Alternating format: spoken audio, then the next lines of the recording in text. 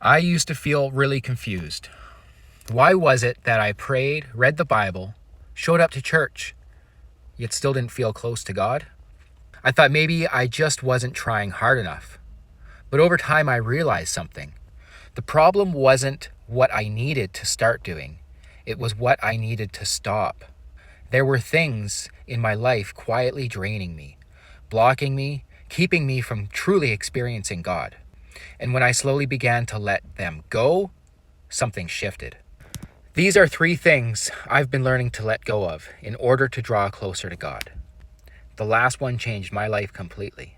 Maybe for you too. So first, I stopped worrying and started praying. I used to overthink everything, lying in bed at night. My mind would run through the worst case scenarios, right? What if I fail? What if it doesn't work out? What if I'm not good enough? Then one day I realized something. Every minute I spend worrying is a minute I'm not trusting God.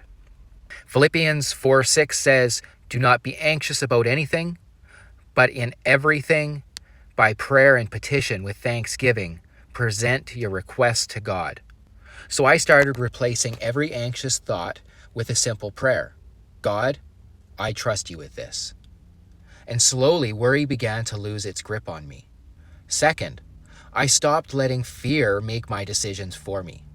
I used to be afraid of everything: failure, being seen, stepping into what was God calling me to actually do. Then I had a hard realization. Fear had quietly become my God. Whatever controls your decision controls your life. 2 Timothy 1:7 says, "For God has not given us a spirit of fear, but of power, love, and self-discipline." Fear doesn't come from God. So now, when fear shows up, I try to see it differently.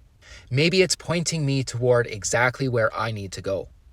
The third, and this was the most important, I stopped caring so much about what other people think of me. I was addicted to approval. I would change depending on who I was around. One version of me at church, another with friends, one online, another in real life, until one day I realized something. I was performing for everyone, except for God. Galatians 1:10 hit me like a truck. If I were still trying to please people, I would not be a servant of Christ. And that truth set me free.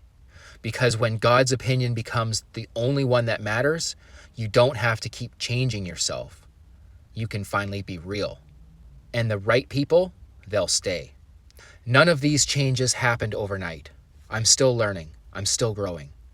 But I can honestly say that since I started letting go of these things that were holding me back, I've felt closer to God than ever before. If something in this spoke to you, you don't have to change everything at once. Just start with one small step. And if someone came to your mind while reading this, listening to this, maybe share it with them. You never know who might need it today. If you're also searching for a way to grow closer to God, you don't have to do it alone. Let's walk this journey together. Amen.